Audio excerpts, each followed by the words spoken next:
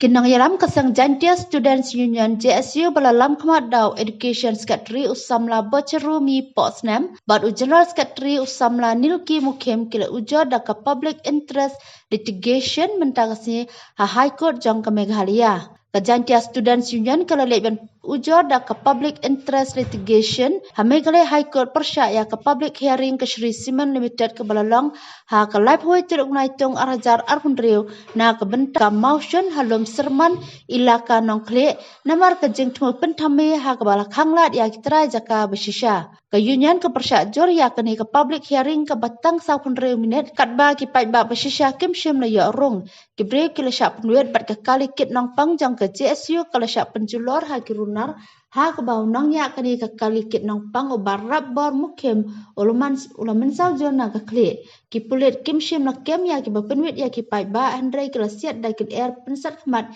ya ki samlabat penjalan ya ke FIR bentap itmiau ya ki runar ke JSU ke kerman ba ke High Court Meghalaya kan bisyar hok ya ke jingsisha lada ke yang bisyar kam pediang lenis ngap ya ke ni ke jingsyak ban ben na ke liang sorkar bat ki bedan keti ke union lembat ki paidbah kin pelong ya ke jingeki. Today, the 24th of August, we from the Jaintia Students Union Central Body, along with the General Secretary of the Union, Nilki Mukim, we have put our PIL towards Meghalaya High Court. We have filed it today and we are waiting for the case number. The matters that we have filed in the High Court is regarding the public hearing of Shree Cement Ltd, which was illegally conducted on the 31st of August. We have put our prayers toward the High Court and we are awaiting the decision of the High Court. From the union side, we have urged the High Court to take cognizance of the illegal private hearing of Shree Cement and also the brutal use of police force and also regarding the mafia goons who've attacked the NGOs and the protesters of the Shree Cement public hearing. And also we urge the High Court to take action against the government, against the district administration of East Jaintia Hills, including the SP, because they have failed to comply with the regulations to allow NGOs and other protesters regarding the Shree Cement project. Mentang sengi niliang jongi ka Jaintia Student Union rangkat bad Education Secretary ngilayo ban file ya ka PIL habayday bat ka public hearing jong ka Shree Cement kebal pelong te po snong dai stong te kumba ki nong shong snong jong jela Meghalaya brok wei kila sakhi hi lang ba ki electronic media ba kumno kene government ka kondok ya ka public hearing kabalong teng ngikum ki paidbah ngimla ban pediang te hadin katu ka jingle bor jong ka sarkar ka ka private hearing jong ki Shree Cement Ltd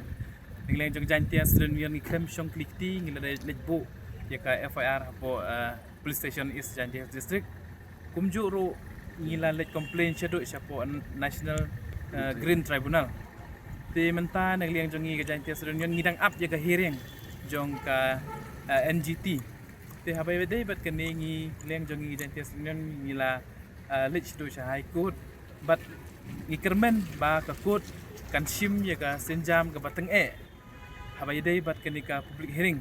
namar ba bunsin hi government hi kumijuong ba no one is above the law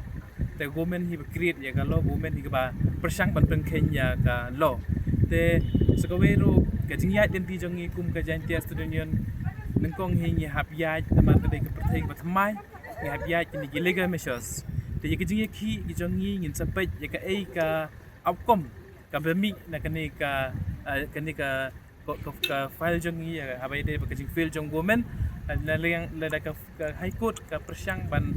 le bom sinyau habay day bat kani ka hok jong unong song snong jong gadai stong ni ngin liang jong ka Jaintia Student Union in sim de bagi senjam ngilaro ban sim de senjam ke bateng ya kata ngin sa perkat bat ngin sesong de ka CEC ban perkat habay day bat kani ka private hearing jong ka Shree Cement.